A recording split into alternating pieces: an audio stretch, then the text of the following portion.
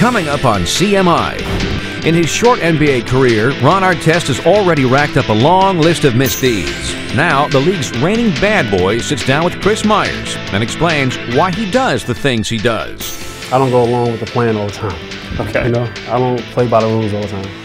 The Kings forward also admits if he regrets what happened on that infamous night in Detroit, reveals why Michael Jordan loved and hated playing against him, says why he might have a future in boxing, and ranks himself among the league's contenders. Who's the best player in the game today in the NBA? I think I'm in the top two. Whoever else, pick whoever else you want. But I think I'm in that category. Think you know all about Ron Artest? What you're about to learn might surprise you.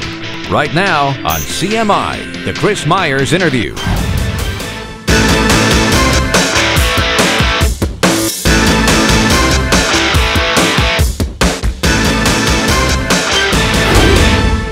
And thanks for joining us. A pleasure to be talking with the former Defensive Player of the Year in the NBA. He's been an All-Star and now a member of the Sacramento Kings, Ron Artest. Thanks for taking a moment. I really have looked forward to spending some time talking with you. Thanks for having me. You know, they told me that, you know, you wanted to speak to me. I was like, cool, anytime.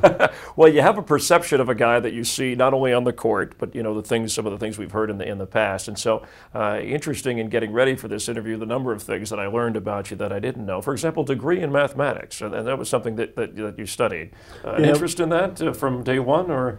Yeah, when I was going to college, I was in high school, and all the colleges that was recruiting me, you know, I told them that mathematics was is important in my decision, you know, going to your college. So at first I said I wanted to be an architect, but when I got to school in St. John's, it was just too hard. I had to change my major over, so I changed it to art. And then that was too hard because I had to draw at night and I had to get sleep for the game. So I just changed it to mathematics because that was my easiest subject, you know, to handle. And so do you use it a lot? I guess when you signed your big NBA contract, you got to use it, right? Figuring out the numbers. Yeah, got a chance to use it, and that was my biggest test.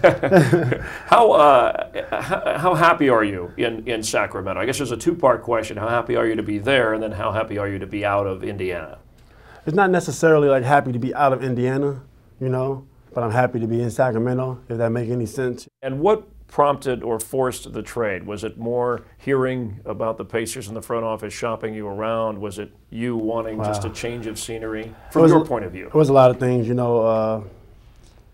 Just hearing about the trades, things going on, my past in Indiana, just a lot of baggage that I had with me in Indiana, a lot of stress, a lot of frustration, a lot of things led up, you know, to me just, you know, wanting to change, and I probably went about it the wrong way. I could have went about it a different way, but I think it's working out for the better. When you said out of Indiana, going about it the wrong way, commenting publicly that you wanted out, was that the way that? Unprofessional, you know. I got to probably be a little bit more professional. Well, you were frustrated, right? I mean, did you feel, in a sense, a little bit betrayed after we had heard Larry Bird, you know, of the team, saying that you weren't going to be traded, or at least that he was standing behind you through all that had happened? Yeah, they were standing behind me through all that. But sometimes, you know, in the locker room, you know, people can't control what goes on. And if somebody's not happy somewhere, you know, it's hard to, you know, be happy. You know, you could you could be with your best friend, you know, at a good restaurant, but if you don't like that restaurant, you know, you're going to want to go somewhere else, you know.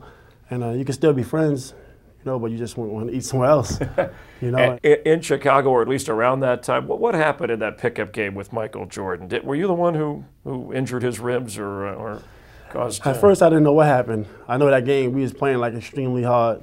That was in 2001, right? Yeah, it was around that time. And Mike always, you know, he always told me to come back. He always enjoyed playing against me because, like, all the other guys, I'm not going to mention these NBA players' name, but he was just destroying them, you know. And then when I got on the court, it was like a totally different story. So he liked the challenge of you guarding him. He loved the challenge, you know. And, I mean, out of all the things that happen in one's life, you know, and people say, you know, do you regret this, you regret that? I regret, you know, being a part of, you know, Michael Jordan injuring his ribs because, I mean, that year he averaged like 25 or 24, something like that. So you could imagine he had to take 3 months off because he had to heal his ribs. Well, what was it? Was it just you guarding him? It was just like he was posting me up, and he was like holding me, and I was trying to get in front of him because I know if he gets the ball, he's going to score. So I was trying to get in front of him, and I moved his arm out the way, I accidentally hit him with my elbow, and I accidentally hit him, you know, and broke his ribs. And we were just playing. You could imagine, you could vision how the game was. It was definitely like competitive. But that year he'd have been averaging about 30 if that would have never happened. And I just feel bad people didn't get a chance to see him. How I saw him in the summer league. He was looking good. And no question, maybe the greatest basketball player of the modern era, Michael Jordan. Who's the best player in the game today in the NBA? I think I'm in the top two. Whoever else you want. But I think I'm in that category. At least you feel like you could guard anybody, right? Yeah, my offensive game is coming back, and especially given the fact that I sat out a year, and you could say a half, you know, and I'm still kind of playing how I'm playing. I'm definitely one of the better players in the league, if not, you know, the best player. Well, you certainly are recognized for defense, but do you think that if you concentrated on offense more and maybe let up, that you could lead the league in scoring? I mean, I could, and I could have did a couple years ago right before I got suspended. I was still averaging 24 right before I left, and that's with Jermaine, and that's with Reggie Miller and Freddie Jones and Anthony Johnson, Jamal Tinsley, Austin Crochet. All these guys could score the ball, so there was no need for me to lead the league in scoring. But like for Kobe's situation, he didn't have the type of talent I had around me, or the type of talent I was around, you know, so he has to average 35 points. Like the other night, I only had 11 points. We won by 30, so I'd rather that. All right, we'll continue with Ron Artest, talking about guarding some of the best players in the game today and why he wanted a job at Circuit City after getting into the NBA. We'll be back in a moment. Also coming up. Well, it wasn't like, you know, I started trouble, you know, it was like somebody started trouble with me, you know what I'm saying? Somebody threw something at me, so, you know, I was pissed off. Plus, I know you do a lot for charities, and you have even since when you were a teenager. What do you gain? You can make $1 million or you can change a kid's life. I mean, I think it's equal. That's next on CMI, the Chris Myers interview.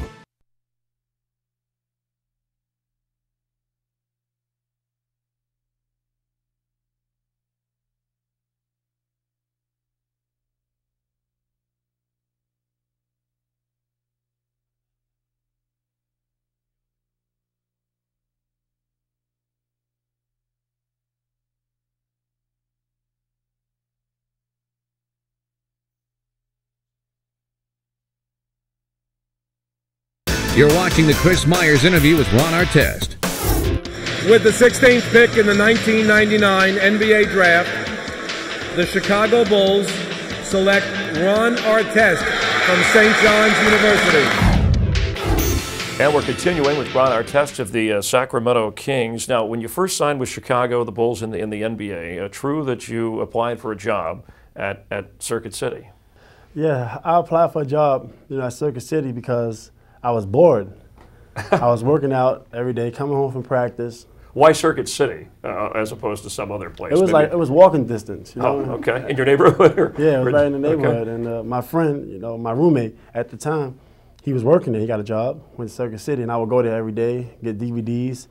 You know, first time I had money to buy DVDs. Well, I think, in a way, it makes you more endearing to people that you would want to do a job like that when you're obviously making millions in the NBA, and if you like doing it, right? Yeah, why not? It would have been fun. You know, and, well, now you could actually buy your own Circuit City, right? After you signed the $42 million deal with Indiana. Franchise. I don't think I got enough of Circuit City right now. You're doing well. You got enough of that. Do you think, Ron, if the brawl with the Pacers Pistons back in November of 2004 had never happened, that you'd still be in Indiana? Oh yeah, definitely. I mean, because it would have been nothing but good times. You know, it would have been nothing but, you know, there would have been no brawl. There would have been no frustration, you know, on my part. My attitude playing basketball, you know, the way I play and the way I approach games is different from a lot of other players. So I had a lot of incidences before the brawl, right, and the brawl just added on to it. So how is it different in that your mentality on the floor is at a certain level that sometimes is out of control? Sometimes it's just like, you know, I like to just, you know, I don't go along with the plan all the time. Okay. You know, I don't play by the rules all the time.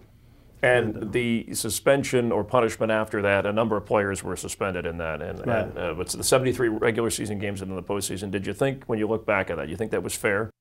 Oh, no, it wasn't fair at all because, I mean, you look back at the days when Larry Bird used to fight Charles Barkley. You look back at the days, you know, it's like the NBA was built on that. I think this was because you went up into the stands. I mean, I think that's why the commissioner.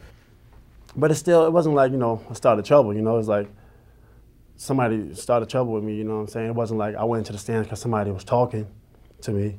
Somebody threw something at me, so, you know, I was pissed off. Now, what did you do with that that time off? Did you just spend time with your family? Yeah, I got fat.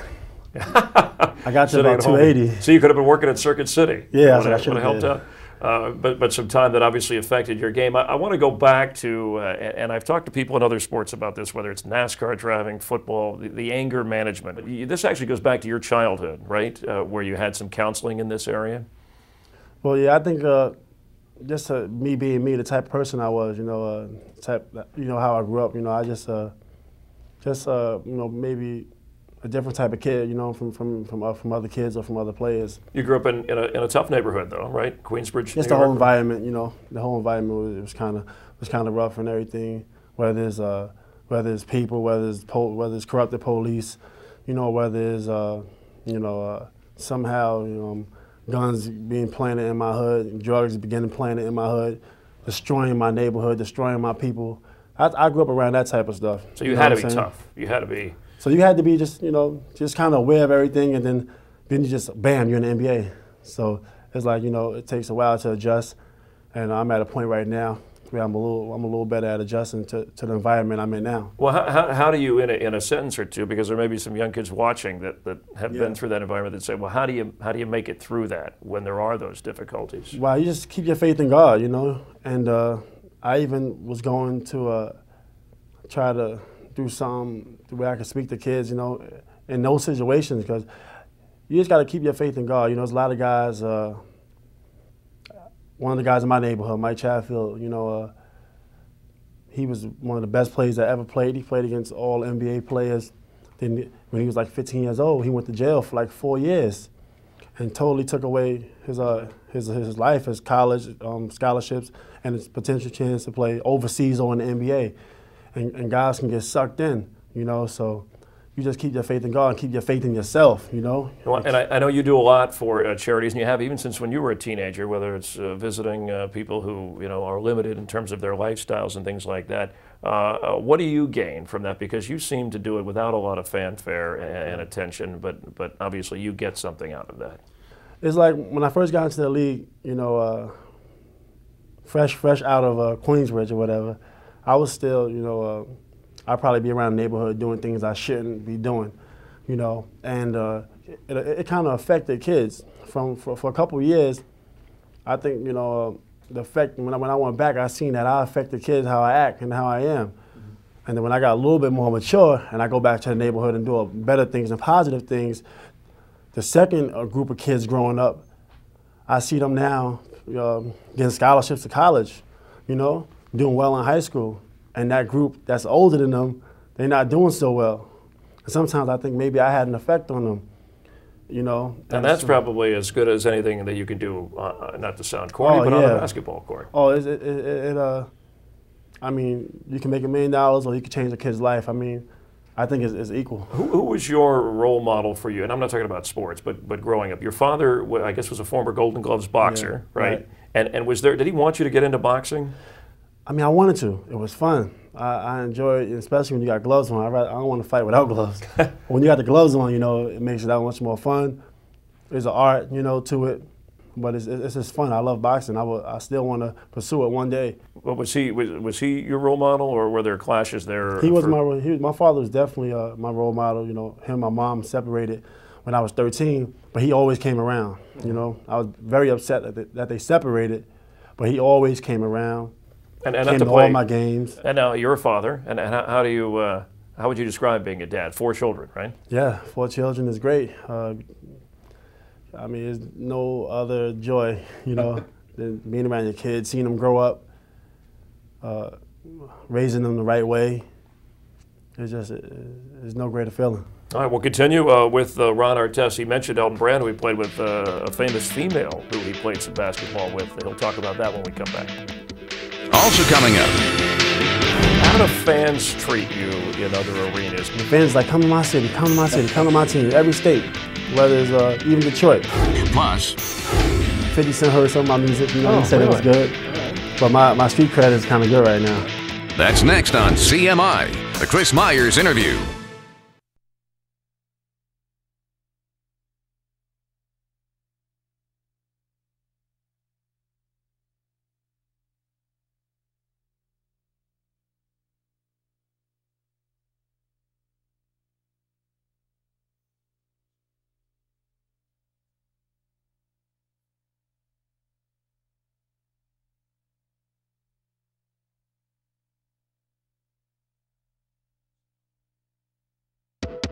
Coming up next on The Chris Myers Interview, Ron Artest reveals why this WNBA star once had him riding the pine. Chamique Holdsclaw, right? You played basketball with her. That's the girl that I had to come off the bench behind. I was like her backup. Also on the way. How about LeBron James? LeBron is something else. He's young. young. Is he living up to the hype, though? Get the answer next on CMI, The Chris Myers Interview.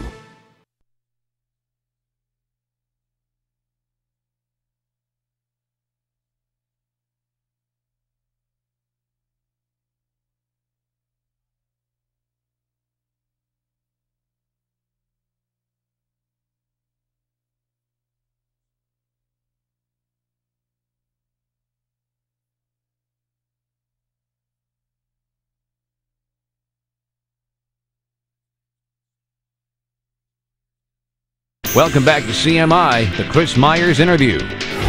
And we're continuing with Ron Artest, a talented basketball player. Also, you're self-proclaimed like unbeatable in checkers. Is that true? I don't know who plays checkers anymore. Nobody plays them. I'm not too happy about that. I can't get a checkers game, and I can't get a game of spades anywhere.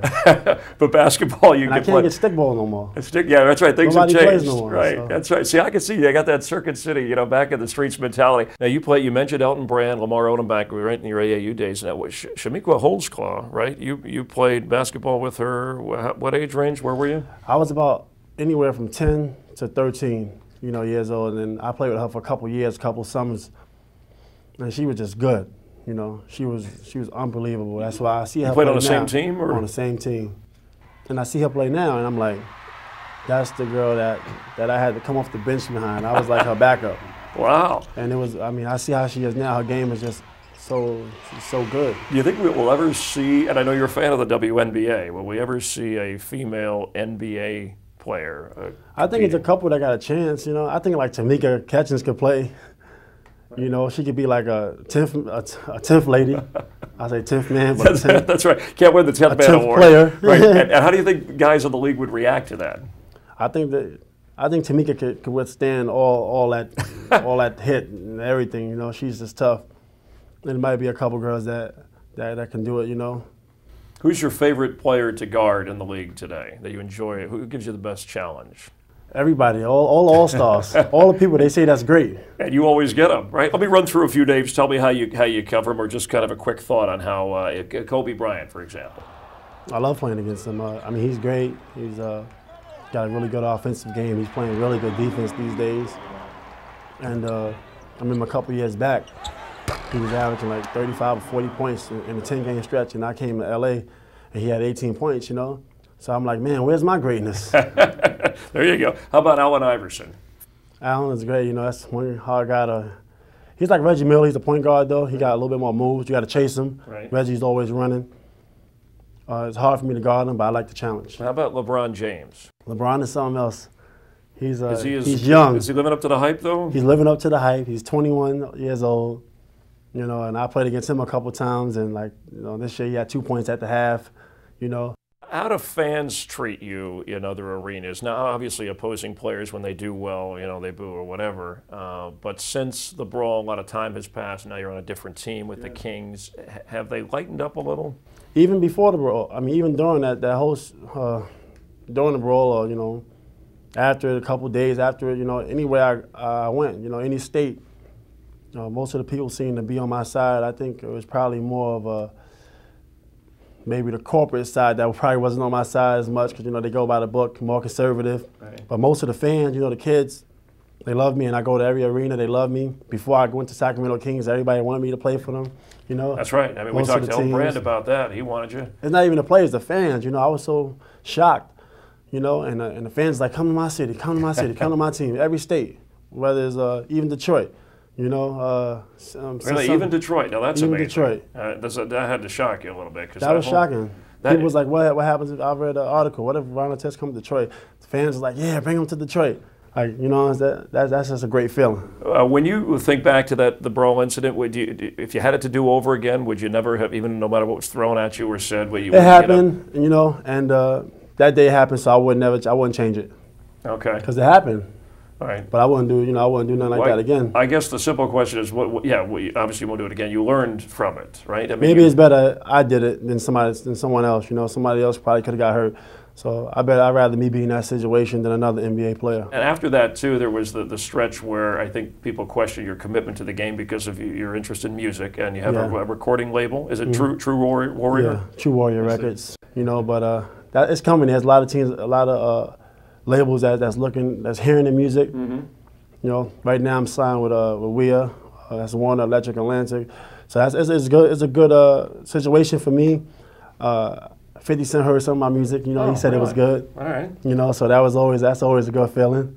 And I had a chance to sign with 50 Cent, but I just didn't. And, Why not? Just because you know, I'm running around. He's running around. We never got a chance to really talk. But you know, I met him a couple times, and so that was always cool.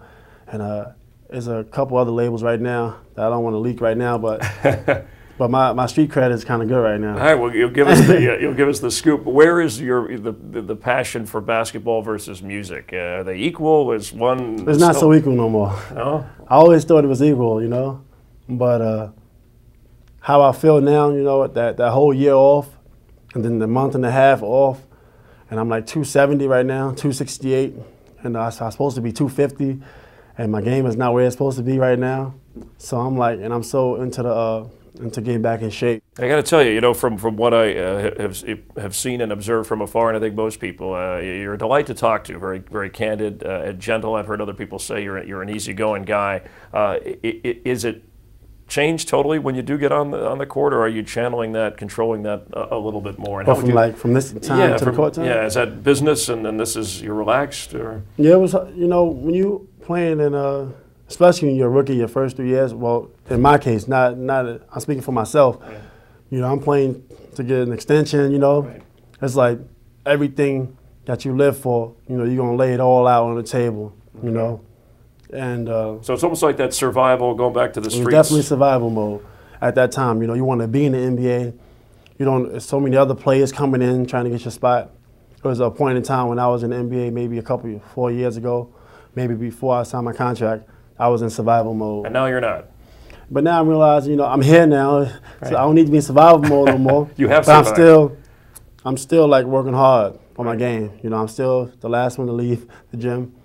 Not to brag about it, but I like to be the last one to leave and try to be the first one there. So I'm still working hard. All right, well, hopefully you can lead the Kings to better days. And for you, I'm glad things are going well. Thanks a lot for the time. It was great talking to you. Thank you. All right, a pleasure having Ron Artest with us on CMI. We thank you for watching, and we'll see you next time. Take care.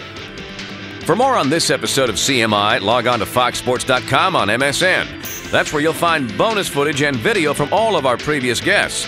It's only at foxsports.com on MSN. Keyword CMI.